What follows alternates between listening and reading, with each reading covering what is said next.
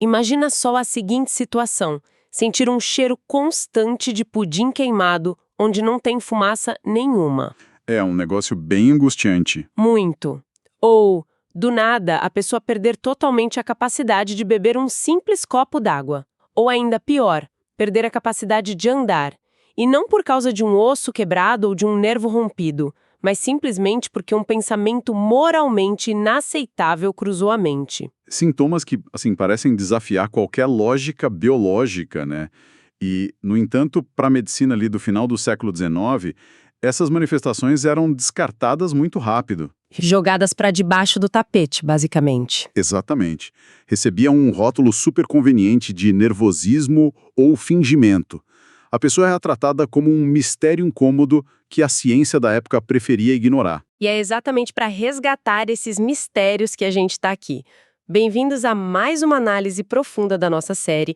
Hoje a nossa missão é desbravar uma obra que literalmente mudou a forma como a humanidade entende a si mesma. Com certeza. Nós reunimos os nossos materiais sobre o livro Estudos sobre a Histeria, que foi publicado em 1895 pelos Joseph Breuer e pelo Sigmund Freud.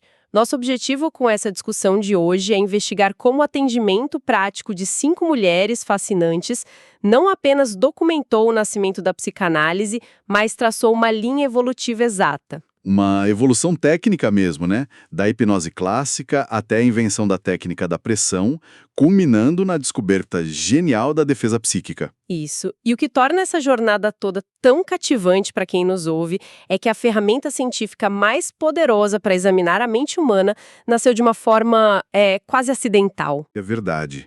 Não foi uma daquelas teorias perfeitamente formuladas em um laboratório estéril, sabe? Com tubos de ensaio e microscópios. Tudo começou no consultório de um médico vienense, apenas escutando atentamente as vozes dessas pacientes que eram consideradas difíceis. E o texto em si, o material que a gente vai dissecar hoje, ele não tem aquela leitura árida de um manual médico. É estruturado quase como uma série de contos de detetive fenomenais, onde o mistério a ser solucionado é o próprio labirinto da mente humana. Perfeito. Então a gente precisa ir direto para a fundação desse edifício. Antes de Freud formular aqueles conceitos complexos que todo mundo conhece hoje, precisamos voltar ao ponto de partida absoluto. O caso de 1880, certo? Esse mesmo. O caso que o mentor do Freud, o Dr. Joseph Breuer, atendeu entre 1880 e 1882. O famoso caso da Ana O. É impressionante pensar que, sem a Ana O, talvez a psicanálise nem existisse. Mas eu quero entender o cenário inicial. O que de fato estava acontecendo com essa mulher para que o Breuer ficasse tão intrigado? Olha, o quadro dela era de uma severidade assustadora. Ela sofria de uma constelação de sintomas que não faziam o menor sentido anatômico. Havia paralisias físicas do lado direito do corpo, lapsos de linguagem absurdos. Tipo esquecer como se fala? Pior, ela esquecia a própria língua materna e só conseguia falar em inglês. Além disso, tinha alucinações aterrorizantes. Teve um momento de delírio em que ela olhou para o rosto do próprio pai, que estava super doente, e enxergou uma caveira. Nossa, que terror. Sim, mas talvez o sintoma mais dramático e perigoso ali fosse uma fobia extrema de líquidos. Uma hidrofobia real. Ela passava semanas sem conseguir engolir uma única gota de água. Mas como ela sobrevivia? Sobrevivia à base de frutas ricas em líquido, como melões. Além de tudo isso, ela entrava em uns estados de ausência que o Breuer descrevia como uma dupla consciência. Caramba! E o que me chama muita atenção nos relatos dos nossos materiais é o papel ativo dela. A Ana O não era uma daquelas pacientes passivas só esperando a cura cair do céu. Ela mesma cunhou uns termos geniais para o que estava rolando. Verdade, ela era brilhante. Ela chamava o processo, falando super a sério, de talking cure, né? A cura pela fala. E com um humor irônico incrível para alguém que estava sofrendo tanto, ela chamava de chimney sweeping, que é limpeza de chaminé. Limpeza de chaminé, exato. Ela literalmente sentia que estava varrendo uma fuligem mental que estava obstruindo o funcionamento dela. Mas a minha dúvida é como essa tal limpeza resolvia a fobia de água, por exemplo. Como eles fizeram essa conexão na prática? Foi aí que o Breuer tropeçou na maior descoberta da carreira dele. Ele percebeu meio que por acaso que os sintomas físicos evaporavam assim que a Ana conseguia, durante os estados de auto-hipnose, rastrear o sintoma específico até a origem traumática dele. Pera, então só o fato de lembrar da origem já curava a pessoa. Ah, não. Aí é que tá o pulo do gato. Não bastava apenas lembrar intelectualmente. A chave era a emoção. Ela precisava expressar a emoção exata que havia sido engolida, contida naquele momento lá do passado. A emoção era tudo, então? Tudo. Eles até criaram um termo para isso, o afeto estrangulado. O caso da fobia de água é o exemplo mais cristalino que a gente tem disso. Sob hipnose, a Ana relatou uma cena que ela tinha esquecido completamente na vida desperta. O que aconteceu? Ela contou que um dia entrou no quarto e viu o cachorro da governanta, e detalhe, ela detestava essa governanta, bebendo água direto de um copo que estava na mesa. Eca! Pois é, naquele momento ela sentiu um nojo indescritível, uma repulsa imensa. Mas, presa àquelas regras rígidas de polidez e etiqueta da época, ela não disse absolutamente nada. Ela engoliu o nojo, literalmente. O asco não pôde ser expresso. Exato. E assim que ela terminou de contar essa história para o Breuer, expressando fisicamente toda aquela raiva e nojo reprimidos, ela imediatamente pediu um copo de água. Bebeu sem dificuldade nenhuma e acordou do transe segurando o copo. Uau! A fobia sumiu pra sempre. Sumiu para sempre. Isso é um absurdo de genial. E o estrabismo dela seguiu essa mesma lógica, né? Pelo que li, os olhos dela ficavam cruzados e a visão embaçada.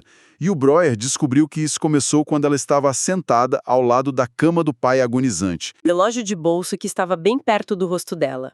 A emoção de desespero e o esforço físico ficaram fundidos ali. Fundidos, essa é a palavra. Sabe o que isso me lembra? É uma analogia boa para quem acompanha a gente. Imagina um celular moderno. Do nada, a bateria começa a drenar muito rápido e o aparelho fica superaquecido. A tela trava. Sei bem como é. A gente tenta reiniciar, tenta desligar a tela, mas o celular continua fervendo. Por quê? Porque tem um aplicativo rodando em segundo plano, consumindo toda a energia do processador silenciosamente. Boa comparação. O sistema não volta ao normal só por pura força de vontade. É preciso entrar nas configurações mais profundas, achar aquele aplicativo oculto e forçar a parada dele. A cura pela fala seria basicamente o ato de forçar a parada desse aplicativo emocional que está travando o corpo humano. Essa analogia do aplicativo drenando energia ilustra perfeitamente a mecânica que o Breuer e o Freud começaram a mapear. A grande sacada do caso da Ana O foi a descoberta da amnésia histérica e a prova de que existe uma mente inconsciente operando em segundo plano. O tempo todo. Sim, o trauma gera uma carga de energia emocional muito violenta. Se as circunstâncias externas, tipo a etiqueta social no caso do cachorro, ou o pavor paralisante lá com o pai doente, impedem que essa energia tenha uma via de descarga natural, como um choro ou um grito, esse afeto fica estrangulado. E a energia não desaparece, né? Ela precisa ir para algum lugar. Exatamente. A energia não some. Ela acha uma via de escoamento alternativa, manifestando-se como um sintoma físico.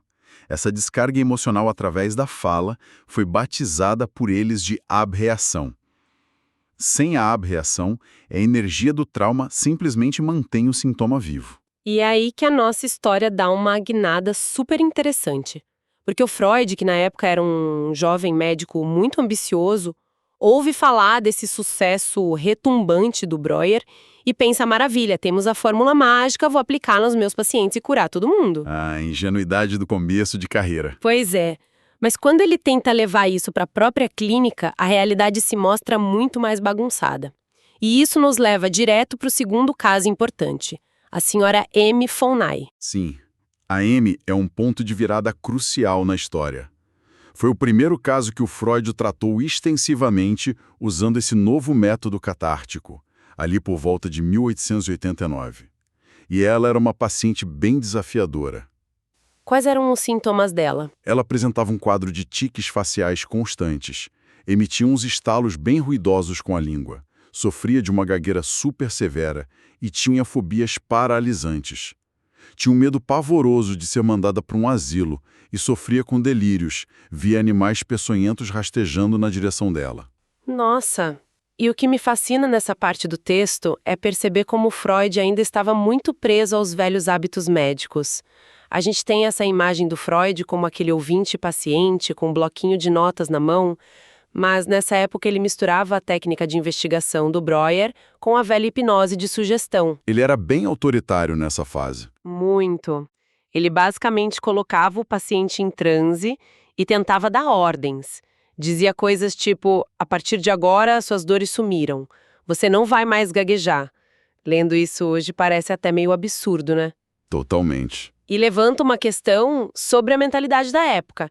Essa dependência inicial dele na sugestão não seria só um reflexo de uma arrogância médica gigantesca, aquele ego do doutor que quer consertar o paciente em 5 minutos com uma ordem, em vez de fazer o trabalho difícil e demorado de simplesmente sentar, calar a boca, escutar a dor do outro? Sem dúvida. Me lembra muito o cenário atual, onde alguém chega num consultório com sintomas severos de esgotamento e o médico em 5 minutos prescreve um calmante e diz que a pessoa precisa relaxar e fazer exercício, sem ouvir uma única palavra sobre o ambiente tóxico que causou o problema.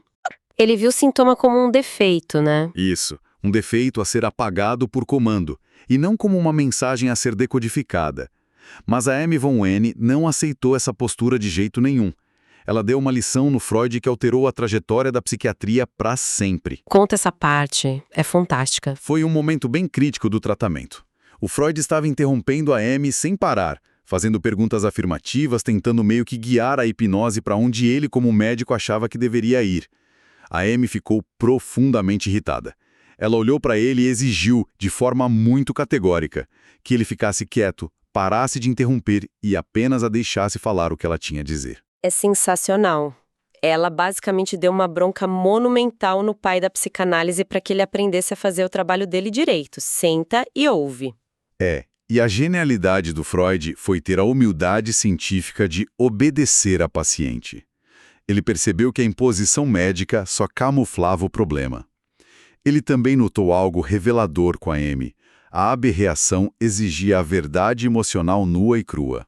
Como assim? Se a paciente contasse uma história incompleta sobre hipnose, tipo, se tentasse esconder um detalhe vergonhoso de uma lembrança, os sintomas simplesmente não melhoravam um milímetro. Foi escutando a Amy de forma passiva e contínua que ele conseguiu mapear profundamente o mecanismo da conversão. Nós mencionamos muito a palavra conversão, mas vamos destrinchar isso para ficar absolutamente claro. Como exatamente o medo ou o terror deforma o corpo ao ponto de criar um tique ou uma gagueira crônica? Qual é a mecânica por trás disso? Pense no sistema nervoso humano como um grande circuito de energia. Quando uma pessoa sofre um trauma ou um pavor indescritível, é gerada uma quantidade massiva de excitação psíquica no sistema. A reação natural seria gritar, fugir, chorar. Descarregar a tensão. Exato. Mas e se a situação forçar a pessoa a ficar totalmente estática? No caso da Amy, a gagueira não era um defeito físico nas cordas vocais. O Freud rastreou o sintoma até vários momentos do passado dela, onde ela sentiu um terror paralisante. Quais momentos? Por exemplo, ver um familiar ter um ataque súbito. Só que ela teve que se forçar ativamente a ficar em silêncio absoluto, para não piorar a situação ou não assustar os outros. Aquele terror titânico, não podendo ser escoado pela voz ou pela ação, foi redirecionado. Convertido. Isso. A energia psíquica foi convertida em inervação somática, afetando justamente os mesmos músculos da fala que ela lutou para paralisar lá no momento do trauma. A emoção virou carne. É como a panela de pressão, sabe? Se a válvula de segurança está entupida e o vapor não pode sair pelo apito natural, a pressão contínua começa a deformar o metal da panela. O metal retorcido é o sintoma físico, mas o verdadeiro culpado é o vapor que está preso lá dentro. Exatamente. O sintoma físico é o metal retorcido, e a cura pela fala é o desentupimento da válvula. Tá, ok. Então a escuta ativa funcionou maravilhosamente bem para pacientes que entravam em hipnose profunda com facilidade, tipo a Ana O ou a Amy. A válvula abria no transe. Mas a vida real não é tão limpa assim, né? Definitivamente não. O que acontece quando o médico senta de frente para a paciente, tenta induzir o transe e nada? A paciente está totalmente desperta, alerta e resistente. Freud bateu de frente com essa parede de tijolos no caso da Miss Lucy R. E é aí que ele precisa inventar uma ferramenta inteiramente nova. O caso da Lucy R. representa uma revolução metodológica gigantesca. Ela era uma governanta que sofria de um sintoma muito específico e bem angustiante. Ela tinha alucinações olfativas persistentes. O caso do cheiro. Sim, ela vivia sentindo um cheiro forte e intrusivo de pudim queimado, mesmo quando estava em ambientes perfeitamente limpos e arejados. E, como você mesma antecipou, ela simplesmente não era hipnotizável. Nada funcionava. Não. Freud tentou de tudo, mas não conseguia colocá-la em sonambulismo artificial. O método catártico parecia ter chegado num beco sem saída. Mas ele não desiste, né? Como ele não consegue acessar o inconsciente dela pelo caminho fácil do transe, ele adota o que batizou de técnica da pressão. O texto descreve isso de um jeito que parece até um truque de mágica de consultório. E era quase isso mesmo. Ele pressionava a testa da paciente com a mão e afirmava, com uma convicção inabalável, no momento em que eu soltar a pressão da minha mão, a lembrança que estamos procurando vai surgir na sua cabeça. E, por incrível que pareça, funcionava. A imagem vinha à mente dela. É impressionante ler os relatos. Sabe o que isso parece? Uma represa onde a água está bloqueada por umas toras de madeira. A pressão na testa não insere nenhuma informação nova na mente da paciente. É só um choque súbito, um tranco no sistema que serve para empurrar aquela tora de madeira e permitir que a água que já estava lá fazendo força finalmente vaze. É um baita blefe clínico para furar o bloqueio. E que blefe eficaz, né? Essa imagem da represa e do bloqueio captura exatamente o que estava acontecendo. E com a Lucy R., quando ele aplica a pressão na testa, a represa cede. A lembrança conectada ao pudim queimado finalmente aparece. E qual era a lembrança? Tratava-se de um episódio em que ela estava cozinhando. O pudim queimou e naquele exato momento ela recebeu uma carta que a forçava a lidar com sentimentos secretos e muito intensos que ela nutria pelo patrão, que era um viúvo inalcançável para ela. O clássico amor proibido. Pois é. Houve uma briga, uma repressão de afeto brutal, e o cheiro do pudim serviu como uma espécie de selo de cera daquele trauma. Mas a grande contribuição conceitual aqui não foi o truque da mão na testa em si. O fracasso inicial da hipnose com a Lucy revelou ao Freud a presença de uma força colossal chamada resistência. E a palavra resistência muda o jogo todo aqui. Porque até então, parecia que a mente apenas esquecia as coisas passivamente, como se fosse um acidente. Sim, a mudança de paradigma é brutal. Ele entende que a falha em lembrar não é como um texto escrito a lápis que simplesmente desbotou com o tempo. Não tem nada de passivo nisso. É um ato de força. O esquecimento histérico é um ato super dinâmico. Existe uma força ativa, uma censura interna, lutando violentamente para impedir que a memória venha à tona, simplesmente porque a lembrança causa dor moral, humilhação ou uma vergonha insuportável. Com a Lucy, a psicanálise descobre que curar não é apenas resgatar memórias, é lutar ativamente contra as existências da pessoa. E é fascinante ver como ele começa a testar os limites dessa descoberta até fora do ambiente médico. O caso da Catarina é a prova máxima de que a técnica da pressão e a superação da resistência não precisavam de uma clínica formal para acontecer. O caso da Catarina é quase cinematográfico. Freud estava de férias em um refúgio lá nas montanhas dos Alpes, a mais de 2.000 metros de altitude, tentando esquecer da medicina. Férias frustradas. Totalmente. A filha da dona da estalagem se aproxima dele pedindo ajuda. A Catarina sofria de ataques severos de falta de ar crônica, sentindo que estava sufocando, e via uma alucinação bem persistente de um rosto ameaçador a encarando. Tudo isso com a paciente totalmente desperta, em pé, ali numa trilha. E como ele lida com isso sem divã, sem hipnose, sem o conforto do consultório? Usando pura conversação, dedução lógica e forçando as conexões. A partir dos sintomas físicos dela, o sufocamento e o rosto alucinado, o Freud foi puxando os fios das memórias recentes, driblando as hesitações dela ali no diálogo mesmo. E onde ele chegou com isso? A investigação culminou em revelações de traumas sexuais extremamente pesados. Ela tinha flagrado o próprio tio cometendo abusos contra a prima dela. E um tempo antes, o mesmo tio havia tentado agarrá-la de forma muito agressiva. Daí a falta de ar. Exato, foi isso que provocou o ataque de pânico e o sufocamento original. Freud provou, no meio de uma montanha, que a mente reprimida pode ser acessada apenas sabendo como questionar a narrativa da pessoa em estado de vigília. O afeto de nojo da cena sexual estava lá, isolado, causando a falta de ar, e a conversa lógica dissipou tudo aquilo. Impressionante. E isso nos leva direto para o caso que amarra tudo isso num laço conceitual definitivo. A técnica da pressão abriu as portas da resistência e a investigação dedutiva nas montanhas mostrou que era possível trabalhar sem hipnose. Mas é o tratamento da senhorita Elisabeth von Rhe que consolida de vez a fundação da teoria psicanalítica. Sem dúvida. Foi o caso definitivo. Pela primeira vez, Freud realiza o que ele chamou de análise integral de uma histeria, escavando o terreno mental, camada por dolorosa camada, sem qualquer uso de transe hipnótico. A Elisabeth von Rhe era uma jovem super brilhante que sofria de dores dilacerantes nas pernas e uma dificuldade extrema de andar. Os médicos da época diagnosticavam como abasia funcional. Mas tinha uma localização específica, né? Tinha.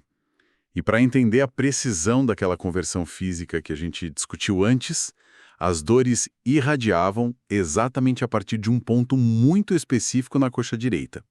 Esse era o exato lugar onde o pai dela, anos antes, costumava apoiar a própria perna inchada e doente todas as manhãs, enquanto ela trocava os curativos dele. É a biologia criando um mapa geográfico literal do trauma da família.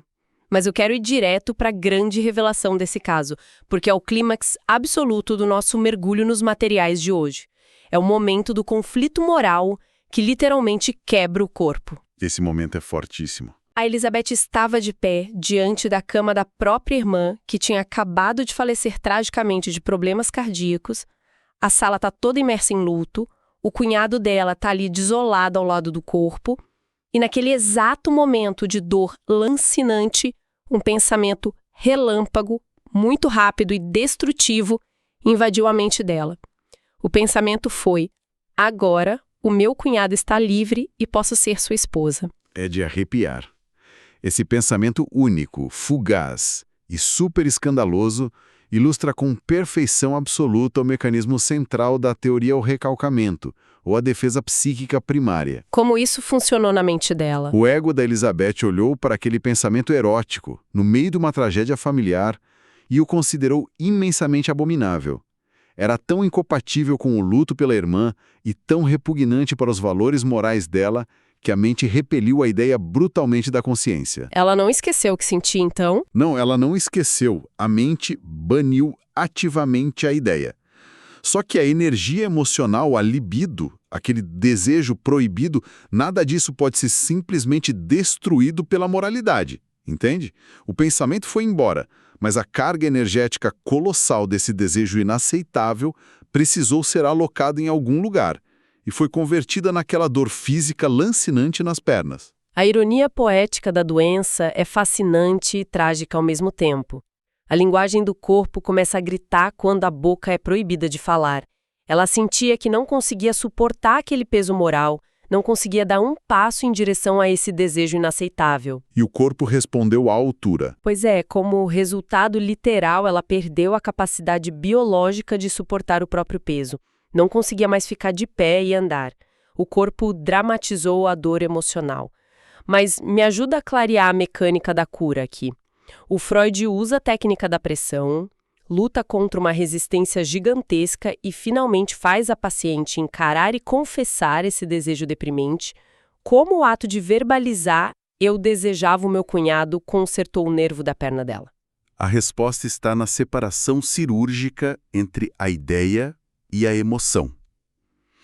No momento do trauma, ali na cama de morte, para proteger a sanidade moral da Elizabeth, a mente dela descolou a ideia, que era o desejo pelo cunhado, do afeto, que era a energia pulsante desse desejo. Eles se separaram. Isso. A ideia foi mandada lá para o exílio do inconsciente e o afeto livre imundou o corpo, agarrando-se à perna como uma dor limitante. O sintoma físico era alimentado por essa bateria de afeto isolado. Entendi. Quando Freud forçou a Elizabeth a puxar a memória repulsiva de volta para a consciência, ela teve que verbalizar a ideia chorando, gritando, sentindo toda a vergonha original. Nesse momento exato, a ideia e a emoção foram reconectadas na consciência e ganharam a via natural da fala para se expressar. A bateria descarregou. Descarregou completamente ali no consultório. Sem a energia emocional represada para se alimentar, o sintoma somático na perna simplesmente murchou e desapareceu.